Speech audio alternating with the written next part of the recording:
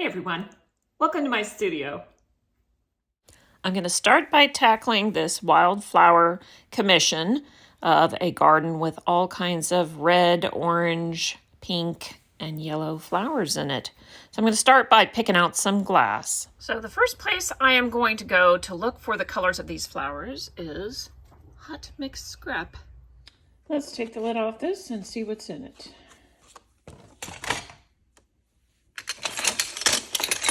Definitely use the yellow.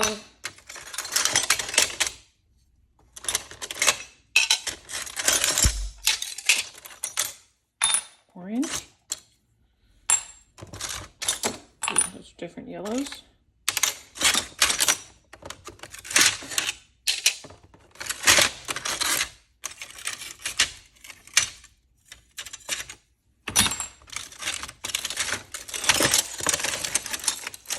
I don't have a lot of reds in here, so I'll have to pull some reds from somewhere else. Look at this color. That's pretty close to the pink. So I'm going to pull this piece just for this corner.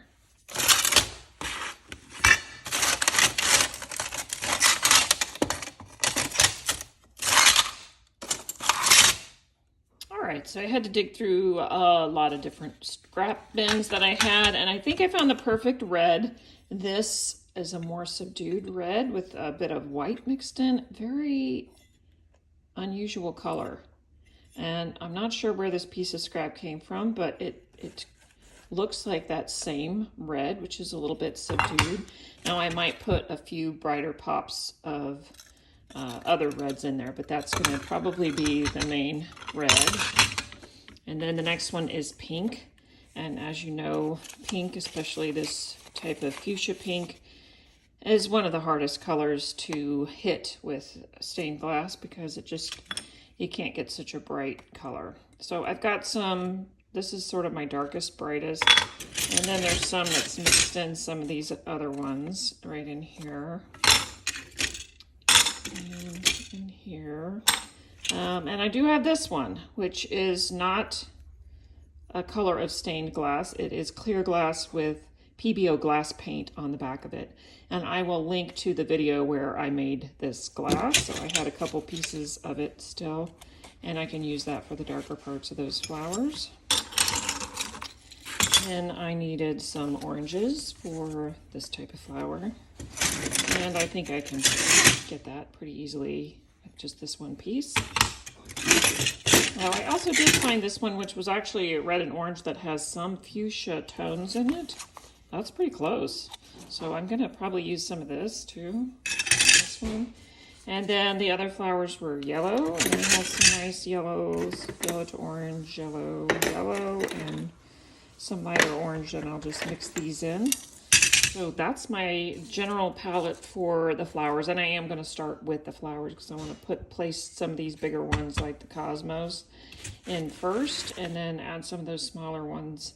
And then the foliage, and then the fence, and I'm gonna get after it. Here we go. So the name of the game on this mosaic will be to simplify. So I've laid in some glass in the way that I think that those flowers are going to flow, but I haven't cut it and shaped it yet, so it will be more round. But I'm not making a micro mosaic here, so I'm not going to be fiddling with trying to make it an exact copy. It's just going to be the feel of the flowers, and I'll show you something similar that I've done.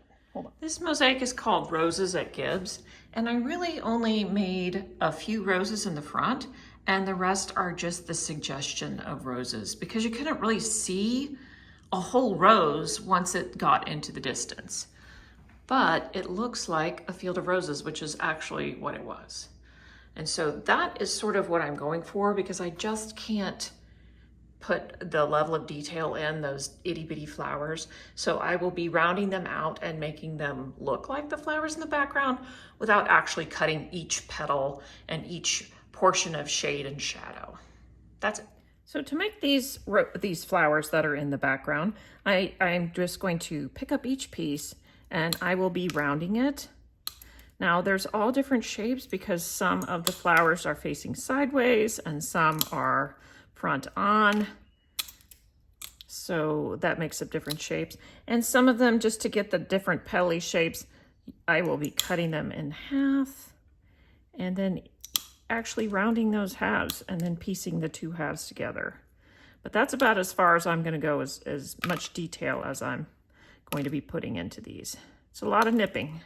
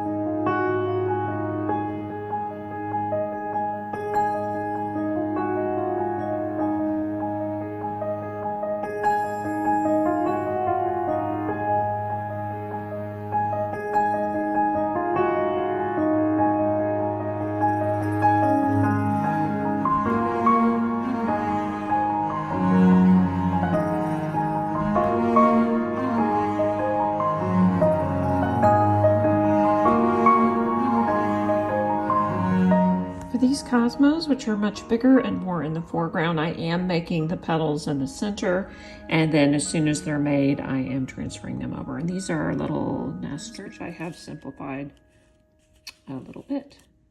That's it.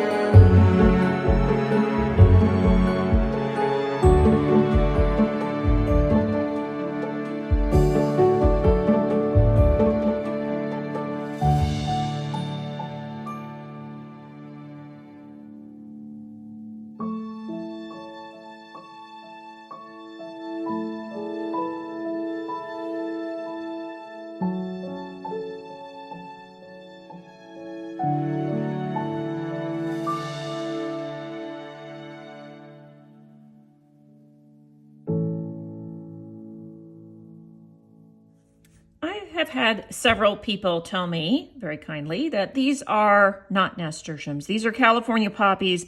And when I look at them closer, I can see that they are poppies. I don't know why I was thinking they're nasturtiums. I think because I have nasturtiums in my garden and I don't have poppies.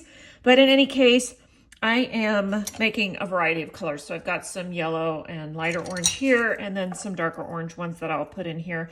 And the whole idea of the wildflower garden is that the flowers will be intermingled. So I will be putting some poppies over here. I'll be putting some poppies up here, and some of these white flowers. There are some smaller flowers in here. I thought maybe they were alyssum, but whatever it is, I'll be adding more of that in. You can see that there's some orange over here.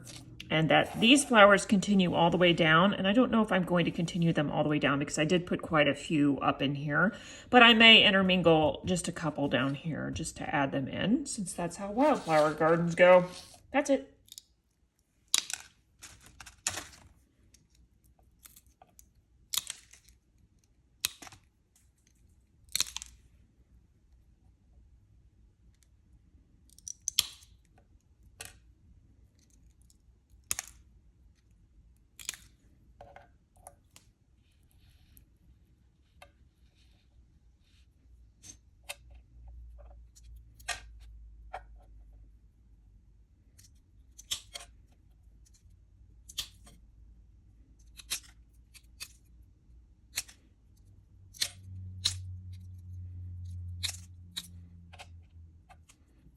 So I've built these on a piece of scrap paper, and I can shift them where I want them to go and move them out of the way when I'm ready to place them. Everything else is glued down, but I really like the placement of it smack in the middle here. I can fill in around it with cosmos, or I can add more of these California poppies, however I want to do it. I'm going to glue these down now right about there. I really like using an index card when I am dipping the glue. I can put just a little bit on the card and then dip the pieces in. I have a place I can wipe them off because I don't want too much glue. I don't like glue oozing all over the place. That's it.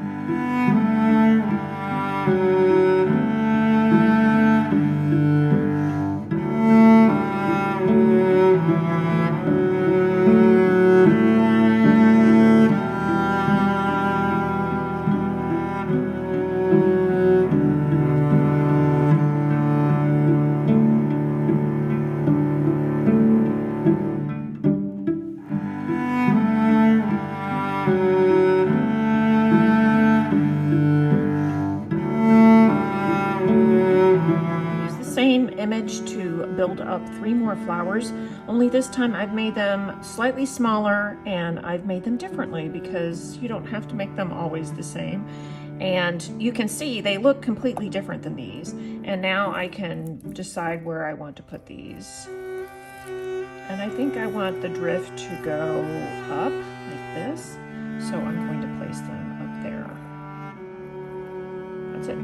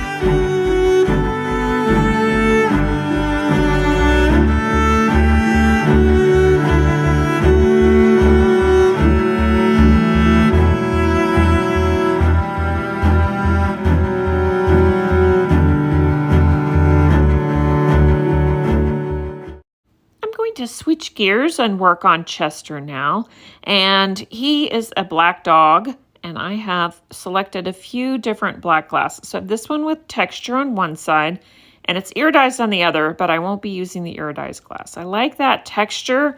It's good for the tip of his nose. That's the darkest part of his nose. It has that nice texture. And then I have this other black glass that is smooth on both sides, and I like it because it makes the coat look nice and shiny. So both of these I'll be using in the darkest parts of the black. That's the part that I'll be doing first when I work on Chester's little face. That's it.